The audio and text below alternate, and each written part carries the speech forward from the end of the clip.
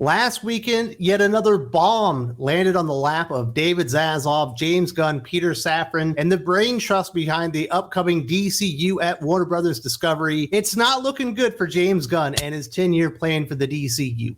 Obviously, he is hard at work. For Superman Legacy, he's written the script. Right now, I believe they're testing out the actors and all that stuff. And it is still scheduled to come out in, I believe, July of 2025.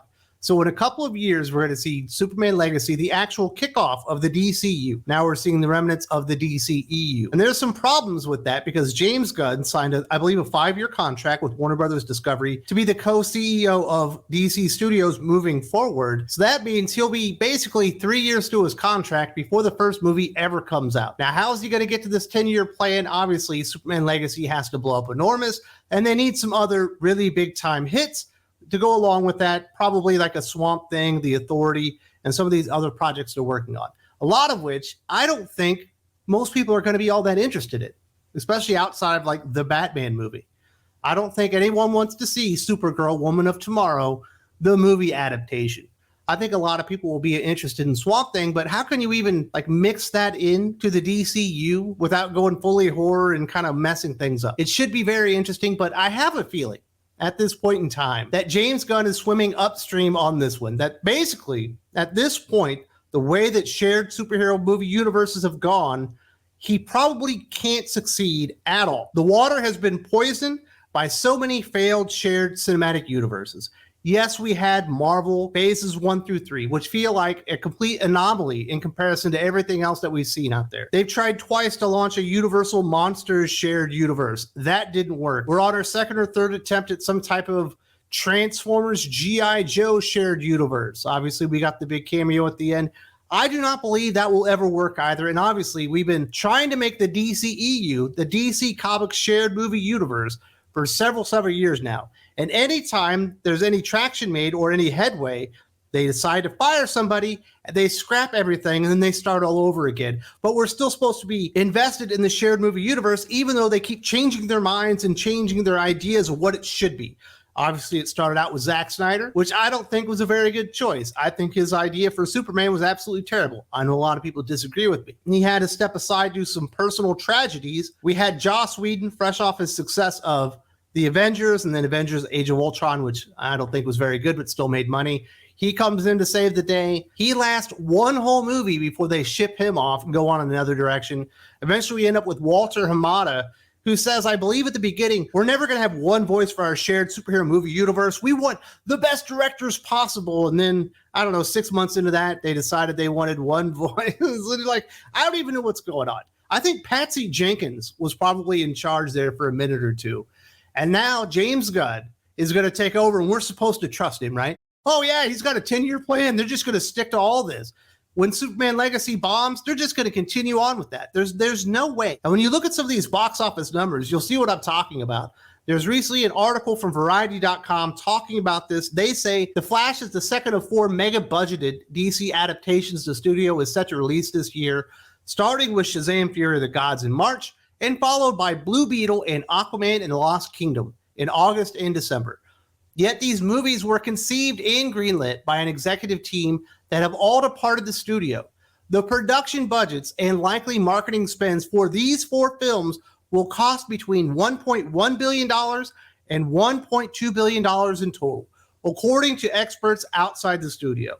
But Shazam 2 has already bombed, earning a feeble $133 million globally, and The Flash just opened up to a mere $55 million in the US and Canada, grossing $135.7 million worldwide as of June 19th. Well under expectations and nowhere near what a film of this caliber and cost needs to approach breaking even. So basically, Warner Brothers Discovery under David Zaslav, and we know he doesn't like to lose money, he likes to save money, are going to have to continue losing money through the end of the year with hopes that maybe, just maybe, they haven't poisoned the water so much that the worldwide box office will still want to go out and see the Aquaman sequel. Does that seem likely to you? After everything that we've seen, can I actually believe that they'll be successful and get people interested in this movie, this Aquaman sequel that's coming out, even selling it that maybe Amber Heard's not actually going to be in the movie? Obviously, she was the worst part of the first film, and that made a whole lot of money, especially in Asia.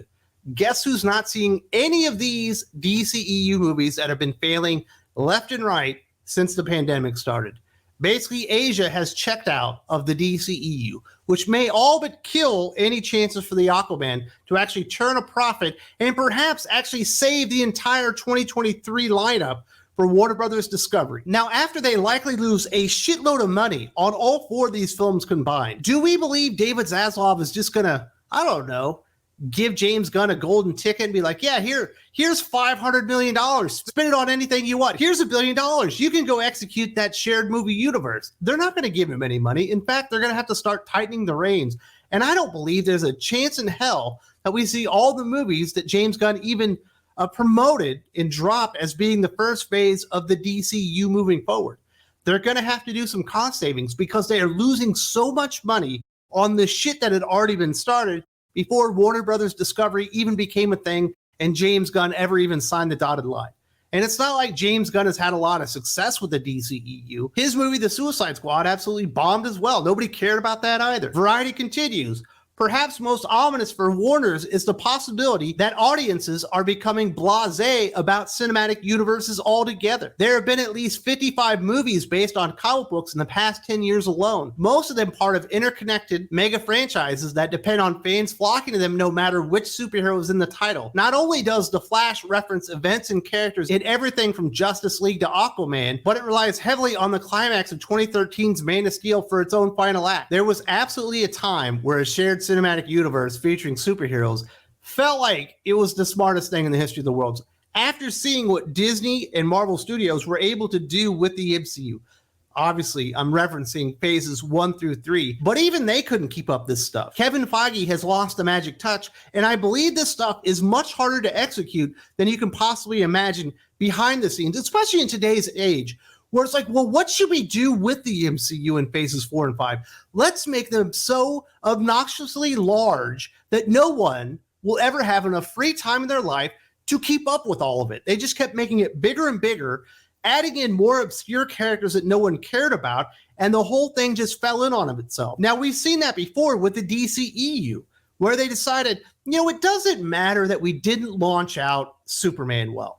It doesn't matter that we didn't even launch out Batman in his own solo movie when we did BVS, which absolutely sucked balls. We didn't really get the characters right. We didn't introduce them right. Let's just jump right to Justice League and introduce all the other heroes. And then when that fails, let's turn to Harley Quinn and put all our money in that character because Harley Quinn somehow is more important than getting Superman and Batman right. That's what these idiots basically did with the DCEU, and now they're wondering and they're scrambling around why no one actually cares about any of this stuff. And when you look at the numbers, there's a chart in that Variety article where it breaks down the box office totals for the DCEU in total. And you can see the last movie in the DCEU that was a hit was Aquaman. That movie came out 5 fucking years ago.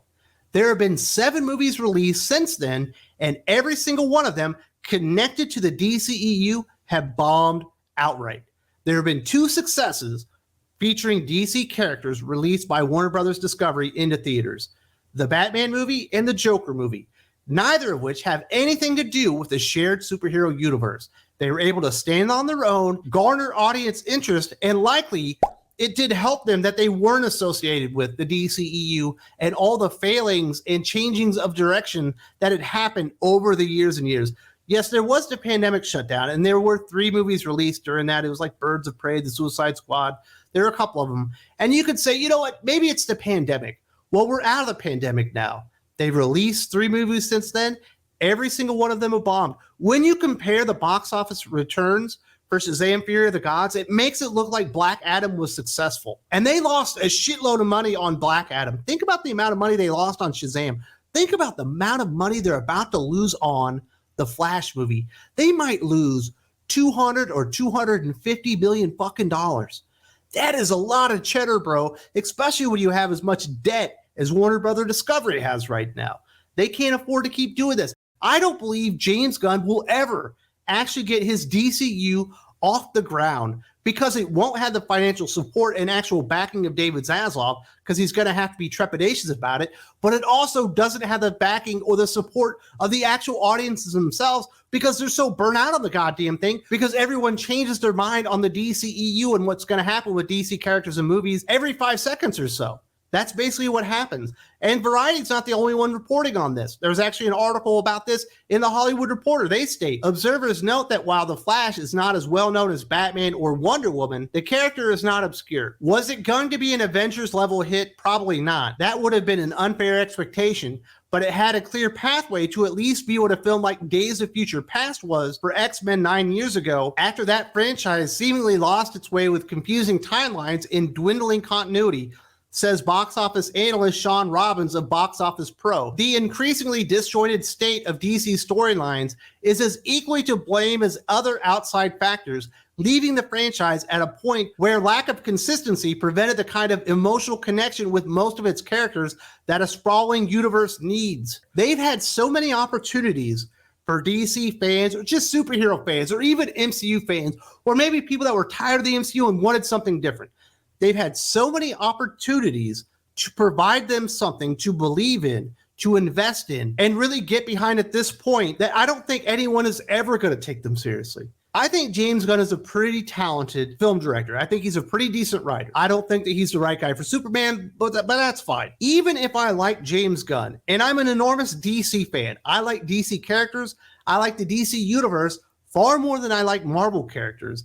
At this point, I don't think it can happen. I don't think they can actually do this successfully because the MCU was an anomaly and they've tried it so many times, it's bound to fail at this point. And there are other mitigating circumstances behind this happening at Warner Brothers Discovery right now. There's a good chance that they actually just sell all of this stuff off in the not too distant future and they're back to Discovery and somebody else owns the Warner Brothers portion of this. I broke it all down in a video last year talking about how we might never actually reach the 10-year plan of James Gunn because of all these other outside factors, besides the fact that no one believes in this universe. There's also a link in the video description.